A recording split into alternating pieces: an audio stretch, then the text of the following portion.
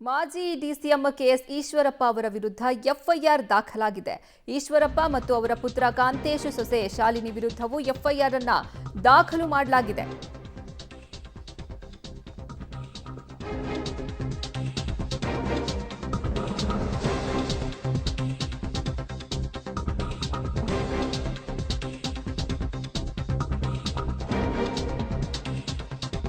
ಅಕ್ರಮ ಆಸ್ತಿ ಗಳಿಕೆ ಆರೋಪದಡಿ ಎಫ್ಐಆರ್ ಅನ್ನು ದಾಖಲು ಮಾಡಿಕೊಳ್ಳಲಾಗಿದೆ. ಶಿವಮೊಗ್ಗ ಲೋಕಾಯುಕ್ತ ಪೊಲೀಸ್ ಠಾಣೆಯಲ್ಲಿ ಪ್ರಕರಣ ದಾಖಲಾಗಿದೆ. ಜನಪ್ರತಿನಿಧಿಗಳ ವಿಶೇಷ ಕೋರ್ಟ್ ಆದೇಶದ ಮೇರೆಗೆ ಕೇಸನ್ನು ಹಾಕಲಾಗಿರೋದು.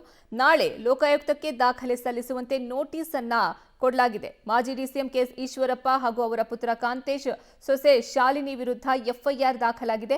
ಅಕ್ರಮ ಆಸ್ತಿ ಗಳಿಕೆ ಆರೋಪದಡಿ ಈ ಎಫ್ಐಆರ್ ಅನ್ನು ದಾಖಲು ಮಾಡಿಕೊಳ್ಳಲಾಗಿರೋದು. ಇನ್ನು ಶಿವಮೊಗ್ಗ ಲೋಕಾಯುಕ್ತ ಪೊಲೀಸ್ ಠಾಣೆಯಲ್ಲಿ ಈ ಪ್ರಕರಣ ದಾಖಲಾಗಿರೋದು. ಜನಪ್ರತಿನಿಧಿಗಳ ವಿಶೇಷ ಕೋರ್ಟ್ ಆದೇಶದ ಮೇರೆಗೆ ಈ ಕೇಸನ್ನು ಹಾಕಲಾಗಿದೆ.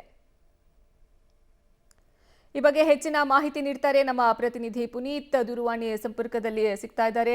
ಪುನೀತ್, ಇವಾಗ ಎಫ್ಐಆರ್ ಅನ್ನ ದಾಖಲು ಮಾಡಿದ್ದಾರೆ. ಇದಕ್ಕೆ ಈಶ್ವರಪ್ಪ ಅವರು ಏನ್ ರಿಯಾಕ್ಷನ್ ಅನ್ನ ಕೊಡ್ತಾರೆ? ಈ ನೋಟಿಸ್ಗೆ ಅವರು ರಿಪ್ಲೈ ಅನ್ನ ಕೊಡ್ತಾರಾ? ಮತ್ತೆ ಎಫ್ಐಆರ್ ಅಲ್ಲಿ ಏನೇನೆಲ್ಲ ಉಲ್ಲೇಖ ಮಾಡಲಾಗಿದೆ? ಅರ್ಪಿತ, ಇದು 13 ವರ್ಷಗಳ ಹಿಂದೆ ಲೋಕಾಯುಕ್ತ ದೂರಿದು.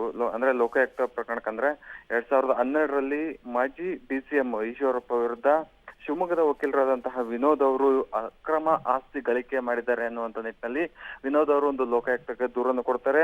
ಇದೀಗ ಆ ಪ್ರಕರಣ ತಿರುವು ಪಡೆದುಕೊಂಡಿರುವಂತದ್ದು ಕೆಎಸ್ ಈಶ್ವರಪ್ಪ ಆಗಿರ್ಬೋದು, ಮತ್ತೆ ಅವರ ಪುತ್ರ ಕಾಂತೇಶ್ ಮತ್ತೆ ಸೊಸೆ ಶಾಲಿನಿ ಅವರ ವಿರುದ್ಧವೂ ಕೂಡ ಒಂದು ಎಫ್ಐಆರ್ ಕೂಡ ದಾಖಲಾಗಿದೆ. ಅದರಲ್ಲೂ ಎಫ್ಐಆರ್ ಬೆಂಗಳೂರಿನ ವಿಶೇಷ ನ್ಯಾಯಾಲಯ ಆದೇಶ ಮಾಡಿದೆ.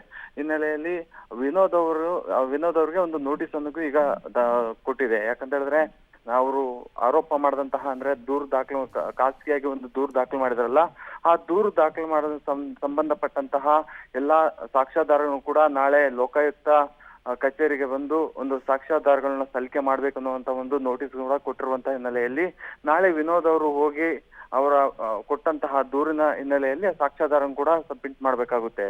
ಅರ್ಪಿತಾ, ಧನ್ಯವಾದ ಪುನೀತ್ ನಿಮ್ಮೆಲ್ಲ ಮಾಹಿತಿಗಾಗಿ.